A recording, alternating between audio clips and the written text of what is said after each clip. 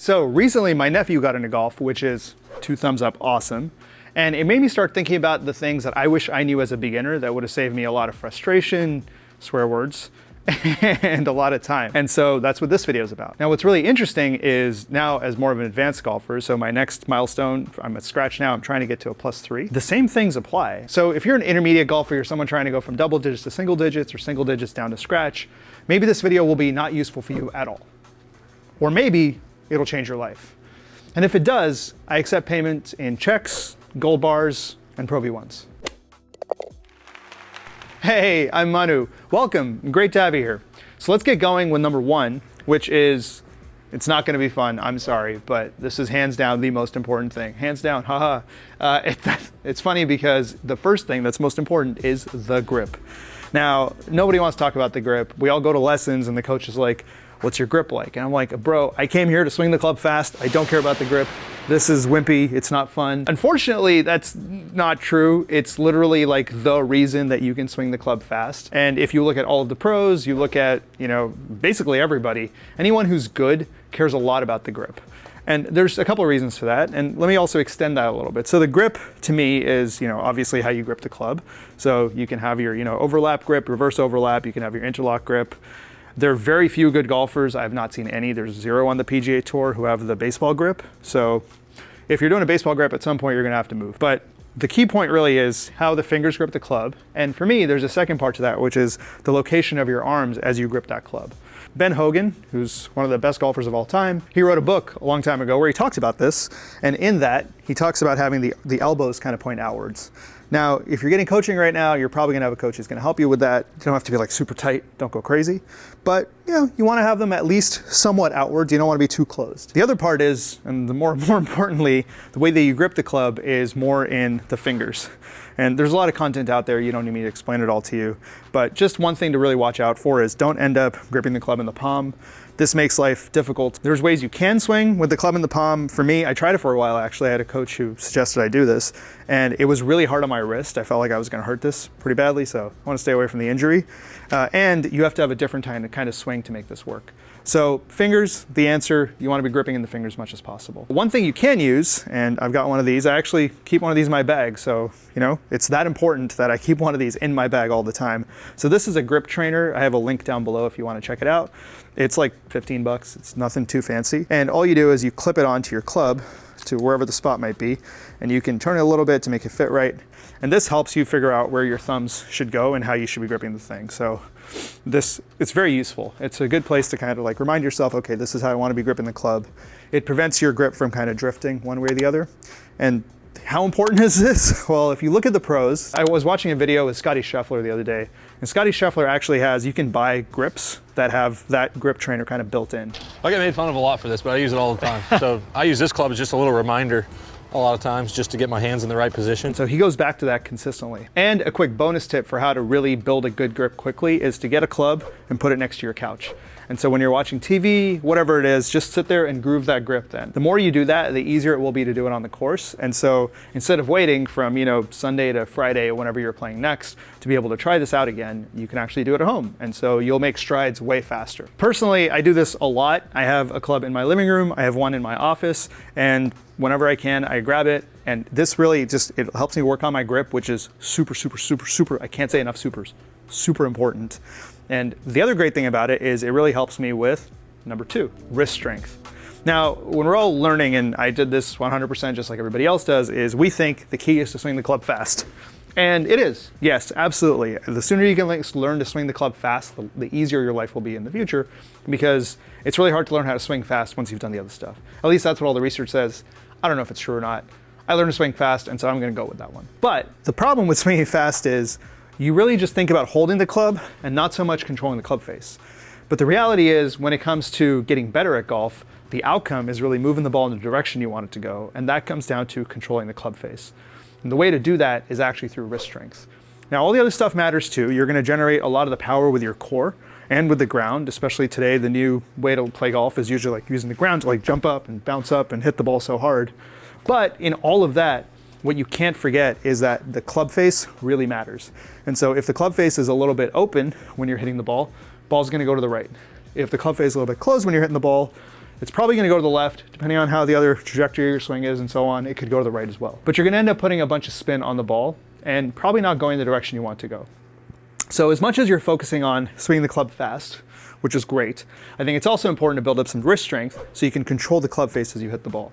And what that means is for a lot of shots where you're not trying to hit the ball really hard. So let's suppose you're hitting like a 3/4 wedge, right? So this is just an easy 3/4 wedge, but I want the ball to move a certain way. If I can control the club face, I can get it to do exactly that thing without worrying about swinging the club too hard. And so right there, I wanted to push it a little bit to the right, which is, that wasn't a bad shot. I actually did that on purpose. But I wanted to push it a little bit to the right, and so I controlled the club face so that was a tiny bit open at impact because I wanted to push the ball a little bit in that direction. Now that would be helpful, say, if the wind was pushing from the right to the left, and I wanted the ball to go up and then come down. So the great thing about that tip I just mentioned, which is grab a club at home and hold it all the time, is it'll start building some strength in your wrists, and that's really important for club face control. And if you want even more proof on how important club face control is, watch any PGA Tour tournament. At least once an hour, the announcers will use the words club face control. It's that important. And a lot of it comes from wrist strength. So this drill, which was actually really fun because you're just walking around or sitting on the couch, just holding the club, makes a huge difference and really builds up all the muscles and the control you need to be better on the golf course. And that brings us to number 3, which is having a good setup. Now, again, this is one of those things where, it doesn't sound as cool as like swinging the club faster. How do I generate more speed? But it's really hard to generate a lot of speed and a good swing from a bad starting position. So even if you watch, say, baseball, for example, right? When a pitcher's getting ready to throw the ball, you see them like dig their feet in. They kind of like, really get their foot ready to like kind of push off of. That's a setup for them, right? And so they spend a lot of time kind of setting everything up so that they're in the perfect position to get going. The same thing applies to, pick any sport, bowlers. Bowlers want to make sure they have the right grip. Actually, maybe that should have been part of number 1. But it's part of their setup, and they always stand in the same spot so they can take the same number of steps when they bowl the ball. Pick any other sport that's not super duper dynamic, but even the dynamic ones, like, for example, I'm learning how to play tennis right now, and one of the things that we work on a lot is after we get into our split step, we want to be in a good spot, so a good setup, so we can hit the ball properly, right? If you're in a bad spot to get started, it's just going to be really hard. So when I think about good setup, I think about 3 things. 1, grip, which we just talked about. 2, stance, and when it comes to stance, I'm talking about not being too kind of bent over, not being too tall over the ball, not being too far away, not being kind of too close. A good solid stance where you're it's nice and flexed. You have some good angles. So your hands are falling nice and comfortably straight down as opposed to being too far out, right? Or giving yourself no space and being stuck between your legs down here. So just kind of the keys of a good stance. And the way I like a good stance is put my legs out, bring the club up in front of me, right? I take a good grip. It's a good time to take a good grip. And drop the club. So where my hands are, nice and comfortable, this is generally a good stance. Now, you probably have a coach or you're watching other YouTube videos, watch those videos, learn how to put a good stance together. If you're in a bad stance, it's really hard to make good contact. And I'll give you one example that's super valuable. Of course, I'm going to say that, but seriously, I see this all the time and I think it causes tons of problems. So a lot of times what happens is people tend to sit when they're hitting the ball. Now, either this means you're not going to be able to use your lower body, because the more you sit, the more you kind of lock away your lower body. So it's going to be an armsy swing. It's not going to go really well. Or the other thing that's going to happen is because you're starting here, as you bring the club back, you're going to lift up. And so now the distance from your eyes to the ball has changed. Now that's fine because you're going to change it back again, but it's really hard to kind of nail exactly what that distance is if you're moving this much off the ball. And so it's just going to be hard for you to hit the ball well. And so what's going to end up happening when you're starting here and you're going up here is you're going to sometimes overcompensate and duff the ball, or sometimes you're not going to compensate enough and you're going to end up thinning the ball, and sometimes you'll hit a good shot, which is great. Enjoy those shots. But the other way you could do this, just to make it a little easier, is don't flex your legs as much. So you want to be in a place where as you take the club back, your head doesn't move too much, or at least your head doesn't bobble up and down too much. Maybe like a tiny bit. Your body can compensate. You've got hand-eye coordination. You're an athlete. We're all athletes. But bad place to be. So that's a deeper example for number 2, which is stance. And the third part of setup that I think about is balance. And a lot of people have this problem. A lot of people you see basically are on their toes or on their heels when they're standing over the ball. And what happens is when you stand either on your toes or your heels, as you take the club back, so if you're on your toes, as you take the club back, you're going to fall into your heels. And now you got to compensate for that as you're coming down. So what you'll see with the pros is the pros, except for Sungjae Im, Everyone else I've seen actually has really good, Sung Jae also has incredible balance, but he's kind of on his toes. If you watch him, he's kind of on his toes. It's funny, I started with the exception of the rule instead of the entire rest of the PGA Tour, which is the rule. If you watch everybody else, most of them are pretty balanced in the middle of their feet. And that allows you to really generate a lot of power when you're kind of balanced in the middle of your feet, because you're not falling over the ball, you're not falling away from the ball as it goes. And so you can just really get after it if you're like balanced. That didn't even seem like a big swing. I mean, it doesn't matter where it went, but I was able to hit that like relatively hard because I was balanced pretty well. That's 124 yards from my gap wedge, which I usually hit 115. So balance really helps. And especially as you're learning how to use the ground in your swing, balance will help you do that much better. So those are the three parts of setup: grip, stance, and balance. And a solid setup, it's hands down one of the most important, well, the third most important thing. And I really wish I knew this earlier, because it would have gotten me way better, way faster. Those three things will completely change your life. And speaking of life changing, let's talk about number 4. But before we get into that, is this helpful? If it is, would you mind letting me know with the like button? And if you really like it and you want to hear more, hit the subscribe button too. That would be really helpful. I'm a small channel, I'm trying to grow it, so every vote counts. Thanks. Okay, on to the life-changingness of number 4, which is picking a good target, like I was gonna say precise target, but just a good target on every shot and lining up to it correctly. So this kind of fits into the alignment world, but also target is really important. I'm kind of squeezing both of them in here. So the first thing is picking a good target. And you want to pick a good target because if you don't, your brain doesn't really know where you want to send the ball. And this is a problem I see for a lot of the higher handicappers that I play with is, they kind of stand next to the ball, they take some practice swings, okay, I want to do this, I want to have my 17 things, they step up next to the ball, and then they hit it. And the whole time, they're kind of lined up here, and they're not thinking about the ball going there. Now, that's a subtle distinction, but it actually makes a big difference because the goal is for the ball to end up over there. If you're playing any other sport, you're usually, well, you might be looking at like the point of contact for the ball, so like say tennis or baseball, but basketball, for example, you're looking at the target, right? And even with tennis, you're swinging the racket in the direction of where you want the ball to go. So you want to have some idea of where you're going to be hitting the ball versus if you're just trying to hit the ball towards some direction, it may or may not end up in the place you want it to go. So what does this mean for you, even as a beginner, right? You're thinking, hey, I just need to hit the ball. I don't care where it goes. You do actually care where it goes. But what you're thinking is, I just need to hit the ball. That's fine. That's cool. Tell your brain where you want to hit the ball to. That's the first easy thing. So, and part 2 of this is decide on that when you're standing behind the ball. So you're standing behind the ball. You're like, I want to hit this ball. So for example, I'm going to try to hit this ball to the left of this blue line, right? That's my target right now. We'll see if it works out. Do my best. But the goal is I want to hit there. The second part of this is you want to line up to the shot from behind the ball. Because when you're standing next to the ball and you're lining up, your eyes are trying to determine, so your eyes are in this line over here, this plane right here, and the ball is over there. So the direction of the ball is actually a line over there. Now, your eyes trying to figure out where the ball should be pointed are usually going to point a little bit more to the right. Now this varies for people with dominant eye, et cetera, et cetera. Some people aim more to the left, whatever. But one thing that you'll notice is on the PGA Tour, every single person, I kid you not, every single person lines up their shot from behind the ball because they're not trying to add more errors, right? More variability by being farther away from the ball and they got to add more compensation. It's just wrong, right? It's not going to help you. And so instead what they do is they line up from behind the ball.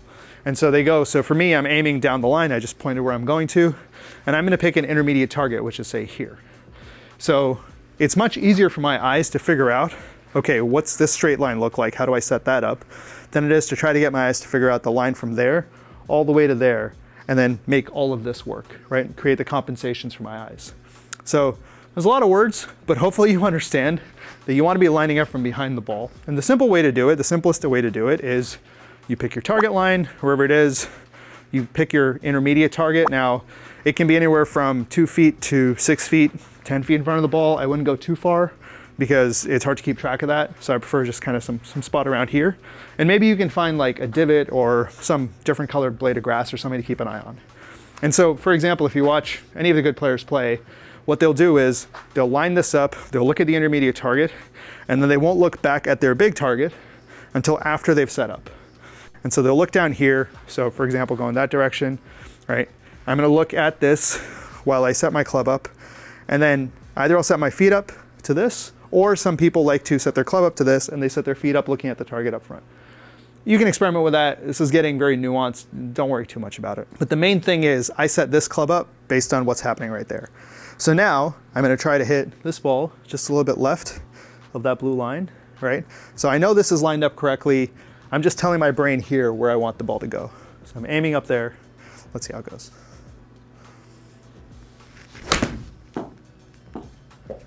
Did it work? Did it work? Oh, it worked. Ha, who knew? And longer than usual. That's good. I'll take that. So there you go. It works. Proof right there. That was one shot, one take. I did not redo this 17 times. But the super important point here is that you want to always have a target for every shot. A lot of times we're guilty of doing this. We set up, we're like, I just need to hit in that direction. Just pick a target. It doesn't have to be super precise. In fact, if you don't make it so precise that you can't see it, like that's a good thing. That was a lot of double negatives. We'll say that again. Don't make it so precise that it's really hard to see. Like that leaf on that tree over there, you're gonna lose track of that leaf real quick. But if you can go, hey, I'm aiming 5 yards left of the flag, that's fairly easy to do, right? Or you're aiming at that tall tree in the distance, that's also fairly easy to do. This was easy for me to do because I already had a blue line lined up here, and so I knew where I wanted to aim in relation to that. So this is a super easy thing to do, and it will completely change your game. You'll get way better, way faster, because the ball will start going the direction you want it to go. All right, with that, let's move on to number 5. Now this is something that we all learn when we're beginners, but then we tend to forget a lot of the time as we move, to being better golfers, because more nuanced changes come into play. But it's always a good reminder, and I have to remind myself of this every so often too, so I figure it'd be helpful for you too. And that is that different clubs require different swings, effectively. And the biggest difference here is, say, the difference between a wedge and a driver. Now, first of all, the driver is a wood, so it's meant to be hit in a different way, right? Upbeat head cover. Feel free to get yours anytime you want. So the thing about a driver is made to be a club that's swung upwards, versus wedges are clubs that are made to be swung downwards.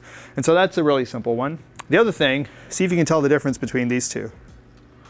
Now it's probably this extra, I don't know, what is that, 10 inches of distance or length. And so that's also gonna make a difference, because when you're standing next to a ball that is on a tee, right, now first of all, you're trying to hit this upwards, but second of all, when it's that long, you're gonna be standing farther away.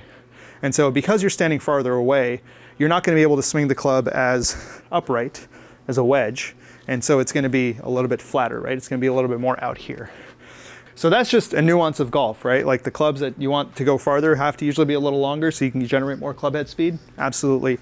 And with woods, because you're actually trying to swing the club up into the ball because there's no loft, right? There's very little loft on this. So this is this is a 9-degree driver, and that is a 50-degree wedge. So that's a huge difference in loft. It's 51 degrees difference. And so this one needs a little bit of help getting the ball up in the air, versus that one doesn't need any help getting the ball up in the air. And another place this is really noticeable is actually in your irons. So I know a lot of people tend to categorize all irons as basically being the same, but there's a big difference between, let's say, your 9-iron and your 4-iron. So this is my 9-iron, my 4-iron, and look at the difference in length there, right? That's probably about 2.5, 3 inches right there. And so that is gonna make, again, the arc of that swing is gonna be a little bit flatter with the 4-iron. And because there's less loft, I kind of want to hit the ball a little bit farther forward, or I want to put the ball a little farther forward in my stance so that I can get it to go a little bit higher, right? Versus if I have it really far back and I'm kind of digging down on it, it makes life a little bit harder there. And that's one thing that's really good to remember, is that longer clubs are usually a little bit harder to hit because they're longer, and so the club head is a little bit farther away from your hand, so it requires to hit the sweet spot, you got to be a lot more precise, and you have to have much more club head control. And you're also probably swinging this club a little bit faster, so you need to be a little bit stronger to hold it in the right position. So remember we talked about club face at the beginning. So it's important to be able to hold all that. And so don't beat yourself up if you can't hit some of these longer irons. I mean, I'm still working on getting more control with my long irons, right? Now, I'm not wearing a glove. That was fun. So the big thing to keep in mind here is between different kinds of clubs you're hitting. So even the difference between, different numbered irons, especially wedges, the shorter they get, the more lofted they get, you're gonna be using different swings. So that means the same setup also won't work, which includes ball position. Ball position is super important. We'll talk about that in another video. So just something to keep in mind is in the early days, because different clubs require different swings, maybe don't try to hit all of them the same way. And if there's clubs you can't hit, like for example, the most notoriously difficult club to hit is usually a 3-wood, because you're hitting it off the ground often, and it's just really hard to line up because it's so long. don't start with that, right? Or if you do, lower your expectations a little. It'll take you a little time to get better. That's totally okay. And speaking of different swings, the other thing that's going to require different swings is different kinds of slopes and lies. So sometimes you're on a slope, and when the ball's above your feet and you're kind of here, versus when the ball's below your feet and you might be kind of down here, you're going to need to swing the club differently. And the same thing applies to when the ball, or when you're on an upward slope, so you might be kind of this way, or when you're on a downward slope, you're kind of here. And so what's going to happen in those situations is, especially so for example, a downward slope, because there's a slope, so first, even though you're going to align your body correctly, so this is like how you learn how to hit off slopes, is you basically like align your body to whatever that slope is. But even though you align your body to that slope, because of the way your hands are moving, the club's moving, you're probably going to contact that ball a little bit farther back in your stance. And the same thing with the upward swing, you're probably going to contact that ball a little bit farther forward in your stance. And so those are just little things. I'm not going to go through the whole kind of menu of items that you're going to fix here, but it's important to notice when you're stepping up to hit a shot, wherever it might be, if the ball's above your feet, you're going to have to adjust your setup a little bit. If the ball's below your feet, you're going to have to adjust your setup a little bit, especially when the ball's like well below your feet, you're down here, you're not going to be able to lift up because getting down to try to hit it's going to be really hard. And so that's the number one problem that happens for people is if the ball's below your feet, you try to like really get into hitting it and you're going to miss it. So what I like to do when the ball's below my feet is I take a longer club, and then I do what I was talking about not doing earlier, which is, you squat a little bit to get farther down, but then I make an armsy swing. And because it's a longer club, it's going to go a little farther, and so I don't have to really lean into it as much. And then interestingly, you kind of do the same thing when the ball's like well above your feet. So say if the ball's here, because you're not going to be able to make a full swing because you'll fall off the slope, right? You tend to get a longer club, choke down a little bit, and then make more of just an arm swing to get the ball out. And then other things are going to happen, ball's going to turn in different ways, etc. But the important thing that applies here is, especially when you're on the course, every shot is not the same. Every setup is not the same. And that's really important. Once you learn to adjust your setup before you hit every shot, huge difference. You'll just end up with like a step change in your game. And this is something you should be watching for when you watch golf on TV. You should be watching some golf on TV. It helps you kind of build that mental memory of like what the right things are to do and just teach your brain of what good swings look like. But when you're watching golf on TV, look at how long the pros spend on like getting a good setup. And then lies also matter here. We'll talk about those another time, but if you're hitting from deep rough or the fairway, you're going to have to change your swing a little bit. But in any case, all of those things matter. So definitely address whatever location you're hitting the ball from, and then recognize that your setup's going to have to change. All right, and that brings us to number 7, which is my biggest problem. And that is believing that if I want to hit the ball better, farther, I need to take a bigger swing. Now, this is what we all do when we're beginners, right? We tend to think that, I need to take a bigger swing. If I get the club down here like John Daly, then I can really hit it a mile. No, it's unlikely. If you look at the stats and in general, like a longer swing can be helpful sometimes, but it's rarely not the answer. The answer is more hitting the ball in the center of the face as much as possible. So more clubs now are getting more forgiving. So if you hit a little bit off the center of the face, it's okay. But in general, you will have better everything. Spin characteristics, distance, of course. The ball will kind of go in the way that you want it to move, so the trajectory will be the same, etc. if you hit it in the center of the face. And you may not actually generate more speed if you're taking a longer swing, because it's harder to kind of get everything moving and line it all up at the right spot when you're hitting the ball. So if you watch any of the pros, the guys who hit a mile, right? Not the long drive guys, because they don't count, that's a different world. But if you look at someone like Scotty Scheffler or Rory McIlroy or Xander, who's not super tall but hits the ball a mile, right? They're all not taking these like super long swings. They're barely getting to parallel. And so instead, the more important thing for them is hit the ball in the center of the face. And I think a second part of that, which is important, is take kind of a shorter swing and accelerate through impact, hitting the ball in the center of the face. If you do that, you'll get way better distance. And with the spin that the ball is going to get, the right kind of spin for that shot, it's going to go more straight and it's going to land and stop. And you might even get some of that cool backspin that we all want, right? So super important. I tend to forget this a lot. I try to kill the ball every so often because my mind tends to waver. And so I bring myself back to this all the time. If I'd known this when I was a beginner, if I'd learned this as a beginner, Scotty would have nothing on me by now. It's not true. And that brings us to number 8, the lucky last, which no Upbeat Golfer video would be complete without a little bit of talk about mental game. And I wish I'd known this earlier, but you learn. And that is, we play golf. The operative word is play. So in any round, you're going to hit good shots and you're going to hit what are not so good shots, right? And so getting annoyed about the not so good shots is usually going to lead to more not so good shots. It's normal. In every round, there's going to be some shots that suck and some shots that are amazing and a whole bunch of shots in the middle. So getting really annoyed about the shots that suck is usually not going to help you hit more better shots. So my big piece of advice, and I wish I'd known this better when I was younger, is to remember that in order to hit, you hear a lot of people talk about that, you know, if you birdie hole number one, they're like, you can't birdie them all if you don't birdie the first. Totally true. But you also can't play 18 good holes of golf if you don't know how to play 17 good holes of golf. And you can't play 17 good holes of golf if you don't know how to play 9 good holes of golf. So especially as you're getting started, focus on how many good shots can you hit, right? And when you don't hit a good shot, it's okay. The next shot makes up for that. And it puts you in a good place to learn how to hit recovery shots, which are going to be a cornerstone of your golf career. Trust me, every good golfer will tell you this. So have a fantastic time, a fun time on the course. We're here to play golf. Don't get so annoyed about stuff. Enjoy it, be happy. It's the answer, right? And that's basically it. Thank you for watching. I hope this was all helpful. Please let me know with the buttons and comments and stuff. And I'll see you next time. Bye.